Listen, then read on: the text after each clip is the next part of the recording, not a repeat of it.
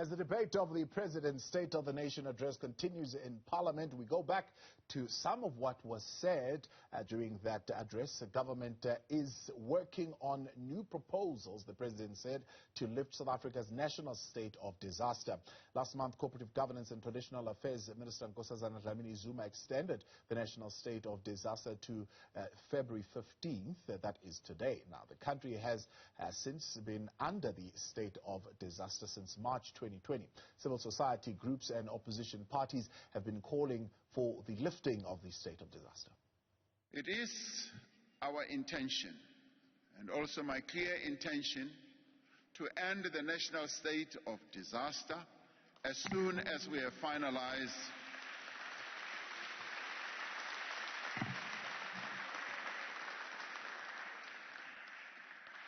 We will do so as soon as we have finalized other measures under the National Health Act, as well as other legislation to manage and contain the pandemic.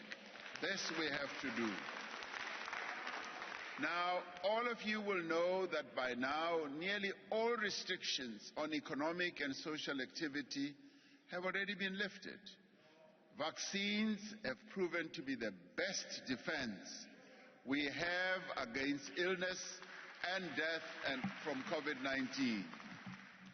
Meanwhile, COGTA has announced what it calls the final extension to the disaster national disaster, state of disaster rather, in the country, as soon as certain other measures are finalized, and particularly analysis by other departments which are affected by the regulation currently in place. Let's talk now to the Health Minister, Dr. Joe Phaahla, whose department and certainly the National Health Act would be impacted by these changes and this move to regular laws in the country and away from the national state of disaster.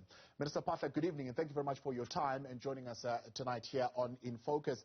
As the President is saying there, the President is saying we will move from the state of disaster soon. What informed the President's view on that, especially when we hear now that there are some departments who have actually not completed their analysis of the impact of moving away from the national state of disaster? Well, the President is informed by the fact that we've gained a lot of experience over the last 2 years of this pandemic. We have learned from the measures which we have taken. We are learning from the experiences, not only our own experiences, but also experiences all over the world. We are now at the end of the fourth wave, at the tail end of that fourth wave. We have seen the behavior of the virus, the pandemic, and we believe that we are now at a position where we can look at using other measures in order to, because all the regulations, the primary role of government has been to guide the nation, assist us in terms of public health measures to make sure that collectively we can be in a focused way, have particular guidance and regulations which help us to mitigate against the spread of the virus, make sure that in case some of us do get infected, do get ill, there is also measures through which we can be looked after in terms of our health capacity. So we believe that it's really time now that we not rely on the Disaster Management Act, but look at others so that as we progressively reduce restrictions and allow a situation where progressively we get into what we may call normal, even though, as we have often said, some kind of new normal. We believe for some time it will not be the normal of before March 2020. But we believe that we should all really be getting into that situation. So that's why the President confidently said that we are working on using other measures to assist and to guide the country in terms of managing the effects of the pandemic. It was determined in March 2020 that normal laws in the country and regulation were insufficient to deal with the disaster that was in place. Certainly the National Health Act would not be able to probably address other economic issues that we had to deal with, closing down of the country and so on and so forth, even though you had within the Act certain aspects of it like quarantining and so on and so forth. So what has changed now in terms of the laws that are in place that would allow us to be able to do that? What has changed is the trajectory of the pandemic and also the measures at our disposal in terms of mitigating against the impact of the pandemic. In terms of the weapons at our disposal, key to which, as the President mentioned in the SONA, is the fact that starting from this time last year, we now had access to vaccines. You remember that our first vaccination rollout started on the 17th of February. So in a few days' time, in 2 days' time, it will be 12 months since. So we have now had this opportunity where at the current moment, we've vaccinated those who, if we include those who are not fully vaccinated, the adult population, over just under 50% of the adult population, at least with one jab or more, at just over 47%, with 42% at full vaccination. But also, we know that having now being in the last phase of a fourth wave, majority of South Africans, in terms of the surveys and the research which has been done by various bodies, estimates are between 65 and 70% of people who have either combination of a vaccine protection in terms of immunity, and others, the remaining, if you look at the adult population, the remaining 50% who have not been vaccinated, majority of those, up to 20% or 30% above the vaccinated population, also have some kind of natural immunity, at least antibodies, as a result of the fact that they have had either active disease-active COVID or just passive in terms of asymptomatic. So that's the studies which have been done. But also, so it's the vaccination and also the fact that many people have had some way with the virus passing through their bodies building some kind of immunity. But also there are indications, especially in this current variant of the Omicron, that there's also indications that to some extent the virulence of the of severity of the virus itself, as it mutates, is starting to get different. So these measures, and also the fact that we have improved a lot in terms of the capacity of our health services, it's shown to be quite resilient. We had difficulty in the first two, and I must say also in the third wave, but the fourth wave had shown that we can manage. So all these affect us now, and the imperative to really, over so many months now, almost 2 years, with all the preventative measures, we believe that we have built enough capacity to can use other measures because of all these factors combined. Minister, let's take a break. We'll come back and answer this question. What measures under the National Health Act still need to be finalized? What are your questions tonight for the Minister of Health, Dr. Joe Phaahla, with us on 072-110-5584, or you can tweet us tonight at Newzroom 405. We're back in a moment. Welcome back. Live with us tonight here on In Focus, Newzroom Afrika, channel 405. Growing calls for the country to move away from the national state of disaster from civil society movements, from experts, as well as from the general public. The President announcing during the State of the Nation address that the national state of disaster will end soon after the finalization of certain regulations that are still left within certain departments. We have with us now the Minister of Health, Dr. Joe Phaahla, to give effect to that particular aspect of the State of the Nation address. Minister, when we put in place the national state of disaster, it was to an extent put in place to, for example, regulate sanitizing, regulate curfews, give effect to lockdown restrictions, wearing of masks, limitations on gatherings, social distancing, etc., etc. To what extent do we still need those in place in our management of COVID-19? And therefore, what measures under the National Health Act are you going to be introducing which are outside of the Disaster Management Act? Well, as the President, again, as the President mentioned at the SONA, while we commit ourselves to moving out of using of the Disaster Management Act, he also did add to say that actually where we are currently, there are very few restrictions actually still left, and especially in terms of any restrictions which affect economic activity. There's still some inconveniences in terms of just some liberties, but as you correctly said, when we started, in April, 8 March, April 2020, and some, now and then during the different waves, we then went into what we called, there was a total lockdown, and then we went into what was called the risk-adjusted approach. Now, and then we had the different levels, and the lowest of which is level 1, which is where we have been for quite some time now.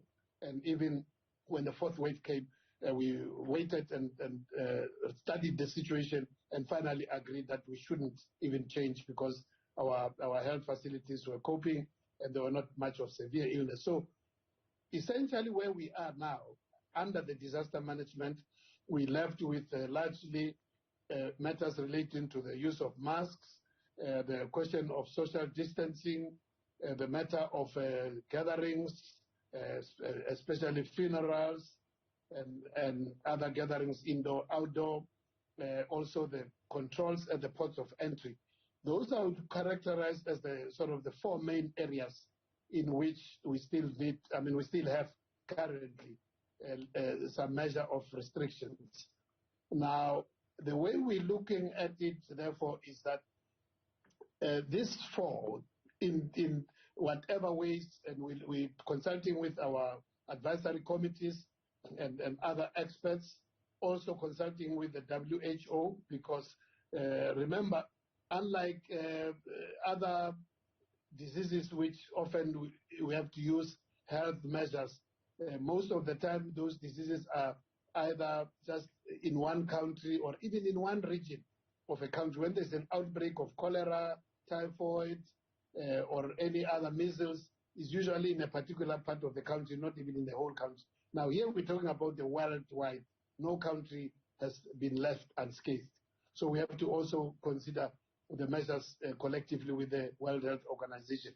So what we're looking at in summary is to say currently, to what extent, so what we are looking at in terms of within ourselves as health, to what extent do we still require wearing of masks? To what extent, whatever, because the virus is still there. The pandemic is not over. It's just we're managing it, and the severity and the protection of immunity is better. To what extent do we still need masks? We're discussing that and working on the regulations from health. To what extent do we still need social distancing? Is the virus still a risk when people are too close together? Those are the finalities we're working on. Gatherings, is there still a risk in terms of whether it's indoors? Is there a matter in terms of how big is the gathering and so on? Those factors we're finalizing on that.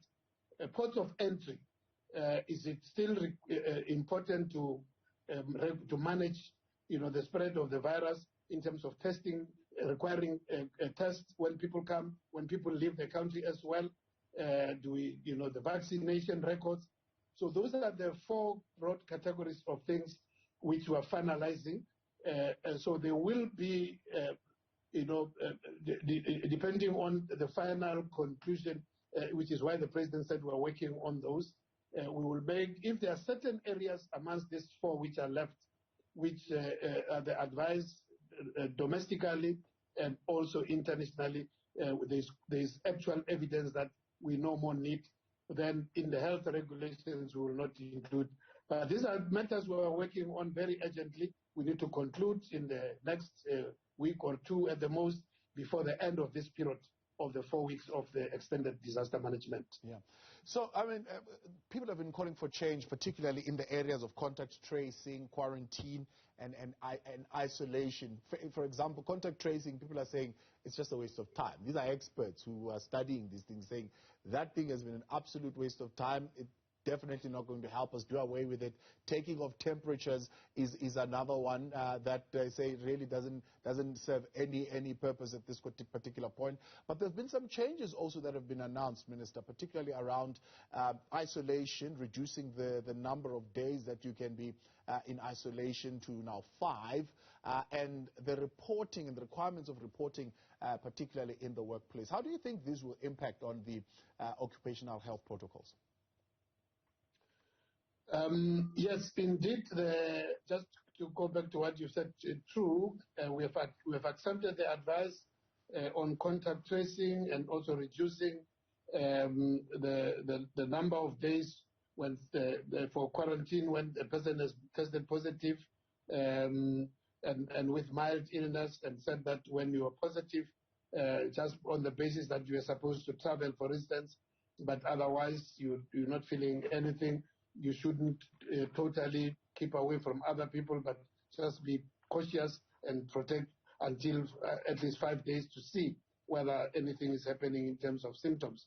Of course, in terms of contact tracing, we've accepted the fact that with the numbers, with the thousands of, when the waves get really high, when you have 15,000, 20,000 positive cases in a day, it's not possible. But what we have basically sort of moderated that by saying, in a situation where it's small sort of outbreaks in a contained area, like when there's been a meeting, some kind of gathering where you do have records to say who are the people who are there, those people telephonically must be alerted.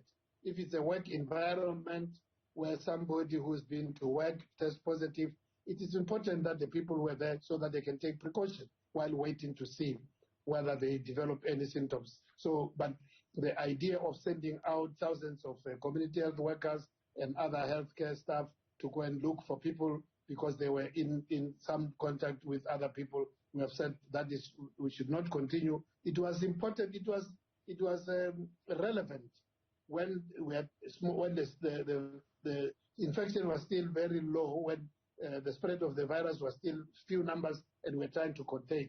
But now that it has passed through almost over 60% of the population, we have accepted that advice with the moderation. Which now, in terms of workplaces, therefore, I think what is going to remain key will be the drive to get as many people in the workplace to be vaccinated, so that personally they can be protected, but also with the additional protection of other workmates, because there is also ample evidence that with the vaccination, even when you do get the virus, likely to be mild and also likely to spread fewer, to transmit very fewer volumes of the virus. There will also be some of the precautions which, as I say, we're looking at. Many of the workplaces are indoor, for instance, even when they look at the issue of hand hygiene, masks, some of those measures, proper ventilation, the basic occupational health and safety measures will remain very relevant for prevention of the spread of COVID, but also other respiratory diseases like influenza, like tuberculosis. So there are some of those basic occupational health and safety measures which we will have to pursue even further, as we move into the new normal, so that we prevent, or not only the next whatever mild, if there's going to be mild, we don't know. Even the scientists are saying so far Omicron shown to be a bit milder, even though people still fall sick, people still die. But we can't, even the scientists are saying they can't be certain as to what the next variant will look like. There is a hope. So those measures of occupational health and safety, which I've mentioned, will have to be tightened up, and the Department of Labor and Employment will have to assist us in terms of making sure that those measures are really enforced. Welcome back. You're live with us tonight here on In Focus. What do you want to know about the ending of the national state of disaster? You've got questions for the minister. Send them through now to 072-110-5584, or you can tweet us tonight at Newzroom 405. Minister Dr. Joe Phaahla with us to outline what those expectations should be, and certainly what will be put in place, at least in the next week. From what I'm hearing, Minister, you'll be finalizing your work. Let's go back a little bit to that one of the occupation before we speak to the issue of larger gatherings. Do I still have the duty to inform those I work with about possibly my fears and questions? Maybe I think I'm showing some symptoms, or I could have been in a gathering or in contact with someone that would have been positive. Well, only when you've tested positive. What we have accepted is, as I said, is the large-scale contact tracing.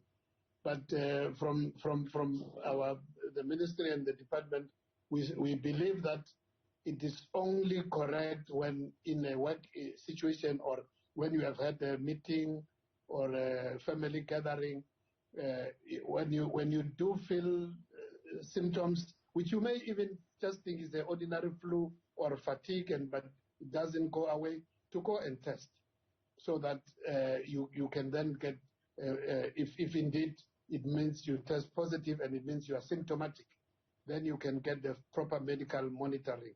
But once that is confirmed, we believe that it's only fair that if you have been in either at the workplace where we have other colleagues at close range, that they be informed so that they could take precautions just to keep away from gatherings and observe their situation for at least 5 days, and then if nothing happens, then they can carry on as normal.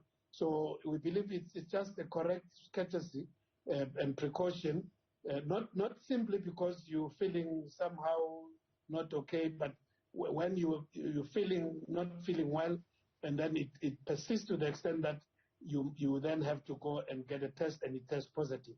At that stage, we believe that it is proper just to inform those who you would have been in close contact a few days earlier, especially if it was formal kind of setting, especially work setting or a formal meeting, where you would be able to know these are the people I was around, and it's important to alert them. That's why we talk about telephonic kind of information, so that those people can know, and then they can watch and see whether anything happens, and then if they get some kind of symptom, they can also test. But not necessarily that you must, anytime you feel something, then you must generally raise a kind of alarm amongst people you have been around at work or any other place. Yeah. You spoke earlier on of lifting restrictions on economic activity. One economic activity that has not seen a return to the new normal or any kind of normality is the sporting sector. And your colleague has always said, look, I'll be informed by the National Corona Command Council, the science, those in the health will tell us when it is time for us to return to the stadiums. What's the word in cabinet on returning to stadiums in large numbers? We do have proposals which come from what we call the National Joints Committee, which is made of all, maybe not completely all, but DGs of relevant departments, including the security, the economy, the social sector, and that structure then has been doing some work. It has made some proposals, which I have been talking to our DG, who's part of that they must formalize that. And I've given them a deadline that by the end of this week, we need to finalize those proposals, because as we're now talking about gradually, moving towards some form of new, even if it's a new normal, we need firm proposals from what they've been put on the table, which we have said they must work on. We need finality. So I can assure South Africans that the Coronavirus Council and Cabinet will take formal decisions which will guide the sporting activity, the sporting fraternity, the entertainment, music, culture, and conferencing with more and more guidelines which will provide more clearer way forward in terms of starting to move towards more increasing activity in those areas. So this is firmly on the table, and we will be able, so it is going to be a lot of work in the next 3 to 4 weeks, in which all these matters must be finalized, and South Africans have been patient enough, and we want to move further in terms of giving guidance for more opening of more activities. Yeah. Is the plan to deviate from the normal processes of proposed regulations being published in the government gazette at least 3 months before commencement? There is provision for them to be expedited?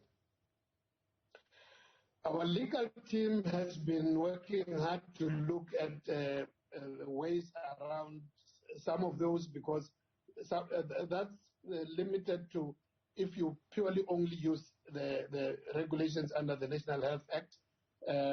They will be briefing me day after tomorrow, but they've indicated that even within that, there are other provisions through which we could explore. But some of those also, remember what the Act also says, is that the Minister of Health can't then advise colleagues in cabinet ministers of the relevant department. In other words, for instance, as the Minister of Health, rather than promulgate the return to sport under the Health Act and regulations, the Act also empowers me to can also give a formal advice to the Minister of Sports and Recreation to say, in terms of in terms of notifiable diseases, COVID as a notifiable disease, I've determined that in terms of this restriction, we can move in this direction.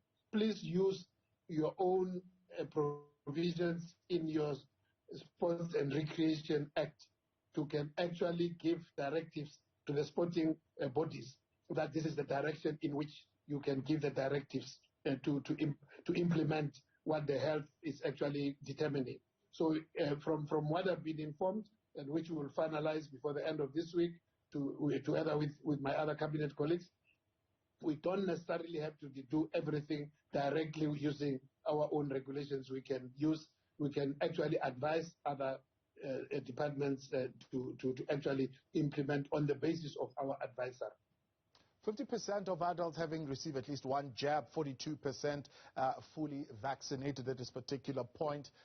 Is there a decision that has been taken around vaccine mandates?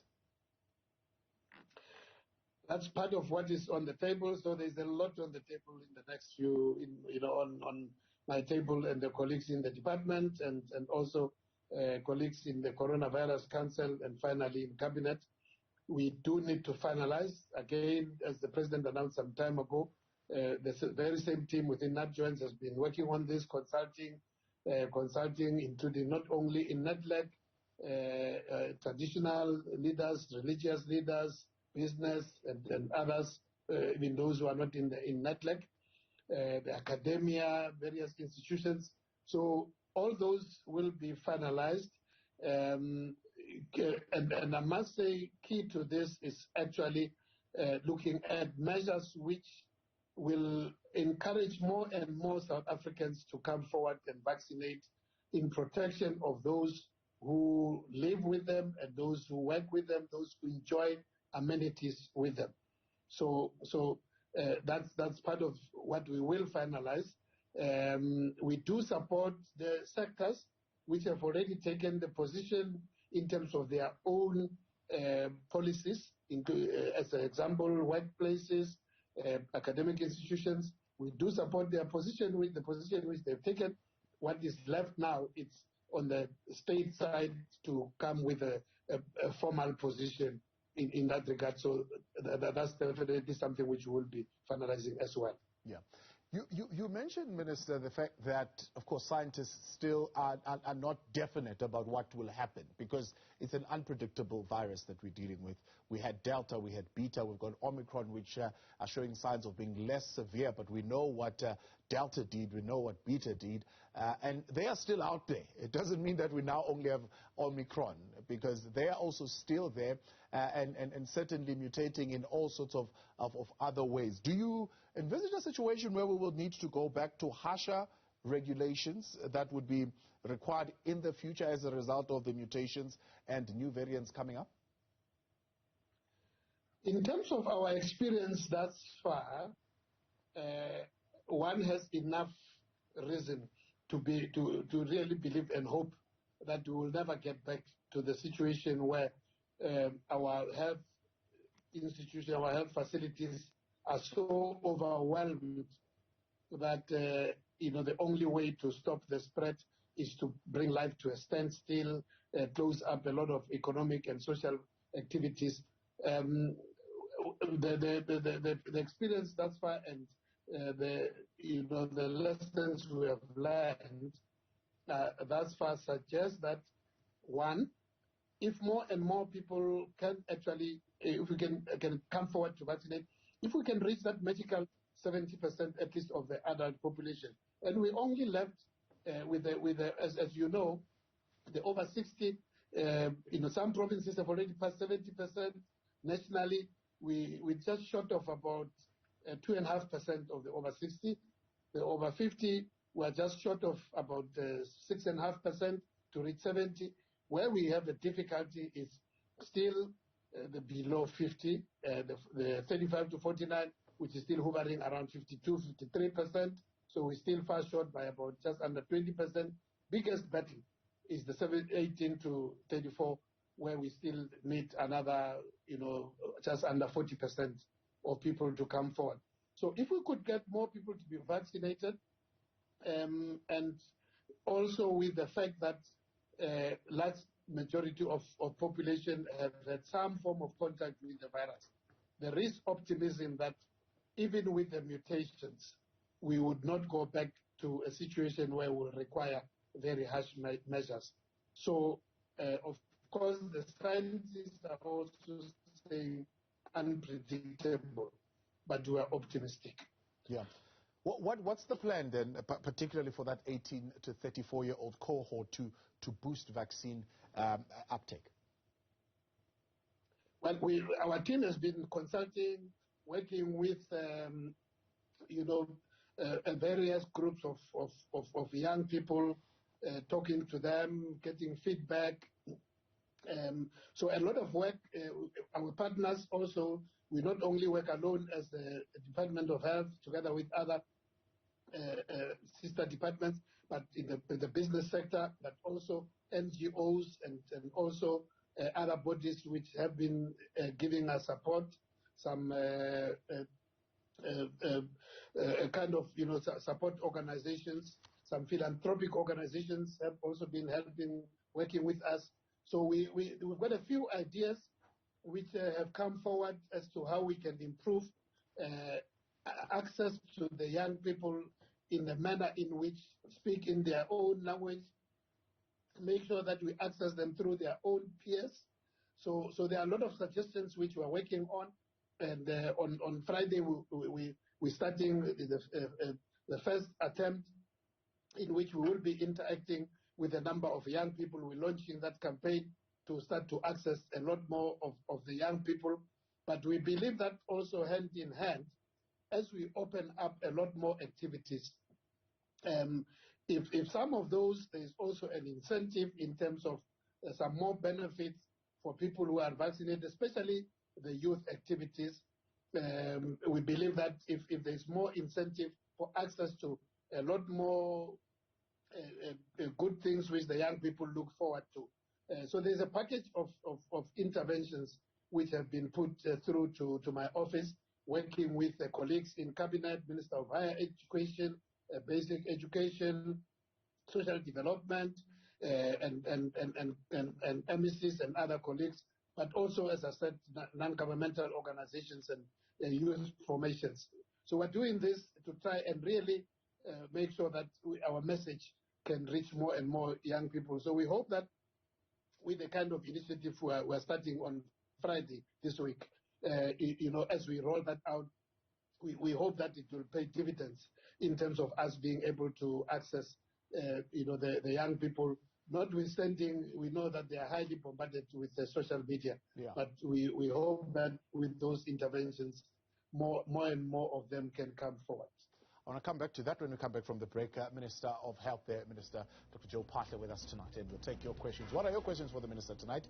072-110-5584 or tweet us at Newzroom 405. We're back in a moment. Welcome back. Live with us tonight here on In Focus, Newzroom Afrika, channel 405, as we wrap up our conversation with Minister of Health, Dr. Joe Phaahla, taking your views and your questions tonight. 072-110-5584. Let's start with this one from Peter in the Vaal, saying it's a comment, actually. The national state of disaster must be discontinued because it encourages some people not to vaccinate. If it gets removed, people will be forced to vaccinate. All right, that's Peter's view in the Vaal. But, Minister, I wanted to come to you to that question. I mean, if you read that question also, I mean, in itself tells you that I don't know whether there is adequate information that is being given to people about what is going on.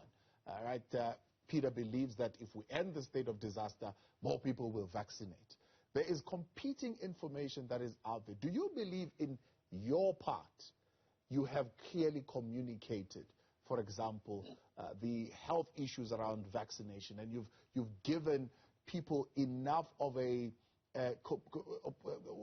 broad view from different quarters for them to make an informed decision? Well, it can never be enough, and the mere fact that we're not faring very well with the younger people, what it tells you is that the older people who have grown over the years to rely on what we call the formal medium of media and the mediums of communication, your written newspapers, your print media, your electronic in terms of radios and TVs.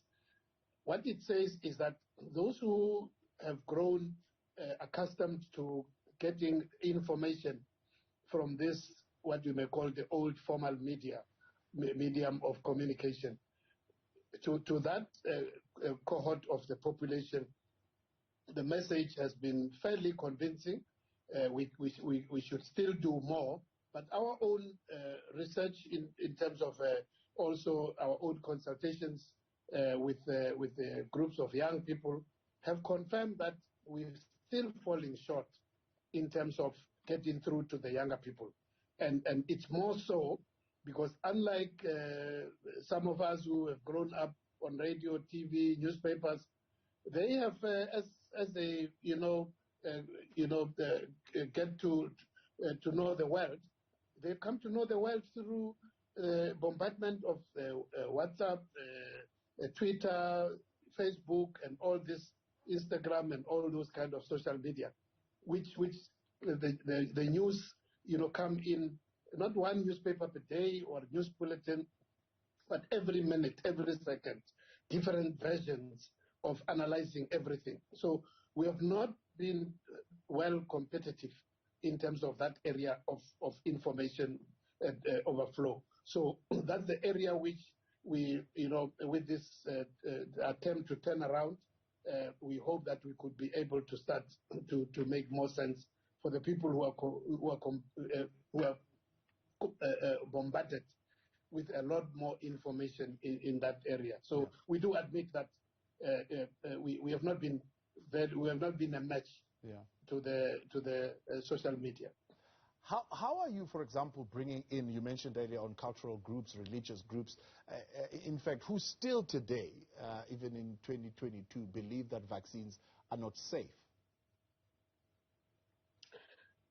Well, we try, for one, to engage in terms of the substance whenever we have, we can. It's just that sometimes people say this and then bring in a lot of, supernatural issues, 666 and all that. Now, when people start to mix a kind of medical science with supernatural forces and so on, that becomes quite a difficult terrain to engage. But we do our best in terms of that. We always try to also, but as you would know, for instance, from our third ministerial advisory committee, the social ministerial advisory committee, the social behavior ministerial advisory committee, which is led by one of our top religious leaders, Bishop Mpumulwana, who is the secretary of the South African Council of Churches. We do have not only himself but other religious leaders, and we do engage and give, and encourage religious leaders also to add their views. So we are trying to make sure